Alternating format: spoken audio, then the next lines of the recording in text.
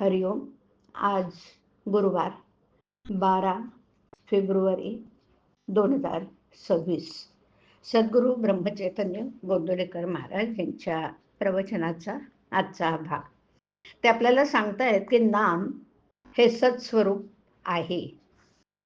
नाम हे रूपापेक्षा निश्चित श्रेष्ठ आहे. त्यामुळे रूपाचं ध्यान मनामध्ये आलं नाही तरी नाम सोडू नये. पुढे रूप आपोआप येऊ लागेल.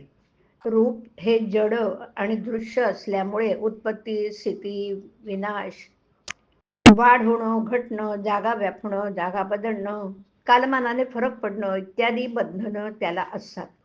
पण नाम हे दृश्याच्या पलीकडे आणि सूक्ष्म असल्यामुळे त्याला उत्पत्ती आणि विनाश, वाढ आणि घट, देशकाल निमित्ताच्या मर्यादा इत्यादी कोणतेही विकार नाहीत. नाम हे सत्स्वरूप आहे. नाम हे रूपापेक्षा व्यापक असतं. व्यापक वस्तूचं क्षेत्र मोठं असल्याने तिच्यामध्ये शक्ती देखील अधिक असते. जिच्यामध्ये शक्ती जास्त ती वस्तू अधिक स्वतंत्र. जी वस्तू अधिक स्वतंत्र तिला बंधनं किंवा मर्यादा कमी असतात आणि म्हणून नाम हे रूपापेक्षा अधिक व्यापक, अधिक शक्तिमान, अधिक स्वतंत्र आणि अधिक बंधनरहित असतं. आपली ज्ञानक्रिया कशी चालते हे पाहून आपण एका टेकडीवर उभं राहून सृष्टी सौंदर्य पाहिलं की त्या पाहण्यात कोणकोणत्या क्रिया होतात पहा. प्रथम डोळ्यामधून प्रकाश किरण आत गेली. बाह्य पदार्थाचं मनुष्याला ज्ञान व्हायला इंद्रिय हे पहिलं साधन आहे. इंद्रियांमधून आत आलेले संस्कार एकत्र करून मन त्यांना वस्तू स्वरूप देतं. वस्तू स्वरूप तयार झाल्यावर बुद्धी सारासार विचार करून त्या वस्तूचं यथार्थ ज्ञान आपल्याला करून देतो.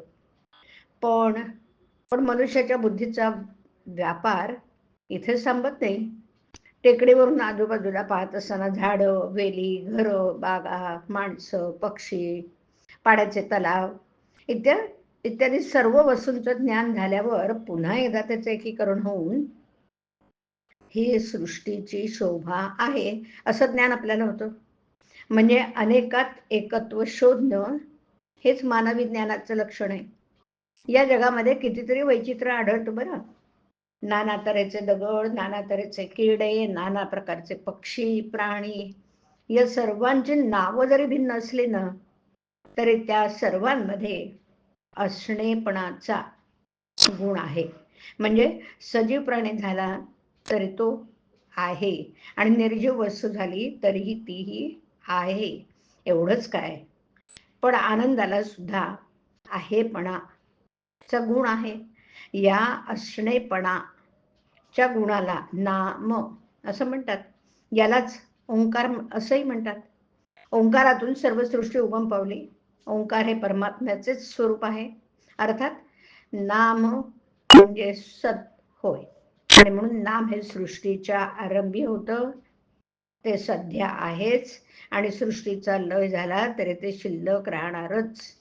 नाम म्हणजे ईश्वर होय. नामातून अनंत रूपे उत्पन्न होतात आणि अखेर त्यामध्येच ती लीन होतात. रूप हे नामाहून निराळे राहू शकत नाही. नाम हे रूपाला व्यापून पुन्हा शिल्लकच राहतं, शिल्लक उरतं. नाम हे शाश्वत आहे. ते पूर्वी टिकलं, आता आहे आणि आपण गेल्यावर इथे राहणार आहे. हरिओम. हरिओम तत्सत. हरिओम.